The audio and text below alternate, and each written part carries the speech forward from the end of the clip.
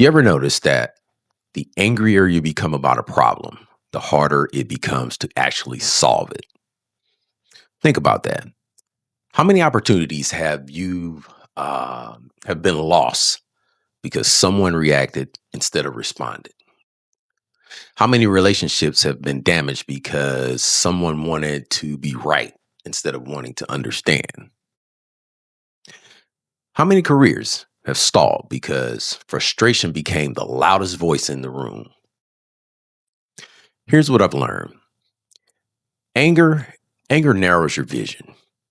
Curiosity expands it. One looks for someone to blame, the other looks for a way forward. And if you're serious about becoming the better leader, better spouse, better parent, better entrepreneur, or simply a better version of yourself, then today's conversation might change the way you approach adversity. I'm going to say it like this. Don't get furious, get curious.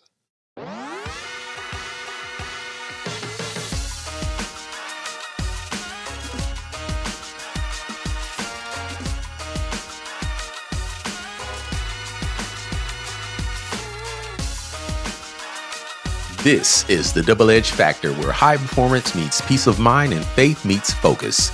I am your host, Manuel, and peace and blessings unto you. Before we get going, be sure to like, follow, and hit that subscribe button, because the more positive interactions you put out there, the more they push this podcast to people who've never heard it before, which, of course, will allow us to grow, reach new ears, and have a greater impact on more people around the world. And if you want to perform and live at your highest level, head on over to rodmanuel.com. That's RODMANUEL.com. Join that email list, and remember to like, follow, and subscribe. All right, I want you to think about the best leaders you've worked with. When something went wrong, what did they ask first? Not who was responsible, but what happened? What are we missing? What can we learn? How do we prevent this next time? You notice the difference? One mindset teaches, it's actually searches for blame. The other actually searches for improvement. Curiosity, it doesn't excuse poor performance. It simply recognizes that learning creates better long-term results than emotional reactions. That's why great leaders build cultures of accountability and not fear. Every setback gives you a choice. You got a choice. You can ask, why is this happening to me? Or what is this trying to teach me? You can ask, who is messing this up? Or how can we fix it? You can ask, why am I so unlucky? Or what's still within my control? The quality of life is often determined by the quality of your questions. You see, questions direct attention, and attention drives action. Imagine a husband comes home after a difficult day. His wife seems kind of distant. Her anger, she says, she's upset with me. Curiosity would ask, is everything okay? Right? Imagine your employee misses a deadline. The anger in someone says they don't care. But the curiosity asks, what obstacle got in the way? Now, imagine a teenager who's become withdrawn. And the anger in most of us would be like, man, what's your problem? But you see, curiosity would say, hey, talk to me. Help me understand. See, curiosity doesn't mean lowering the standards. It just means gathering information before reaching to conclusions. And that, my friends, is what we call emotional maturity.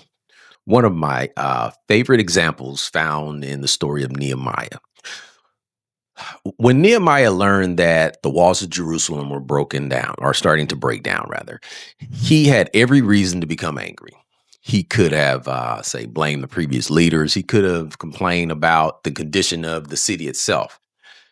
He could have focused on everything that was wrong, but instead he just paused. He prayed, he assessed the situation, and he developed a plan. Then he led people toward the solution. That's the lesson. Faith didn't replace action. It actually just gave him the clarity to act wisely instead of emotionally. Sometimes leadership isn't about reacting faster. Sometimes it's about responding better. Here's the thing. High performers don't waste energy asking why me. Instead, they ask things like, what's next? They don't ignore that adversity. They simply refuse to live there. See, every obstacle becomes information. Every setback becomes feedback, and every failure becomes data. That's why they keep growing while others remain stuck. So here's my challenge to you this week. Every time something frustrates you, replace one statement with one question. Instead of saying, this is impossible, maybe you should ask, what haven't I considered yet? Instead of saying, they never listen, why not ask, how can I communicate more effectively? Instead of saying, this just ruined my day, why not ask, what can I still accomplish today? See, these small questions, they create big shifts, and big shifts create different lives. Because here's the deal.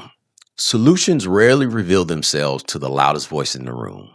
They reveal them to the person willing to slow down, stay teachable, and keep looking. And with that, I will leave you with today's double-edged message. The most effective leaders and high performers do not allow frustration to control their decisions. They use curiosity to uncover solutions, strengthen relationships, and grow through adversity. Every challenge presents a choice. You can react emotionally or respond intentionally. And the question you ask will often determine the direction your life takes. Anger may help you identify a problem, but curiosity is what helps you solve it.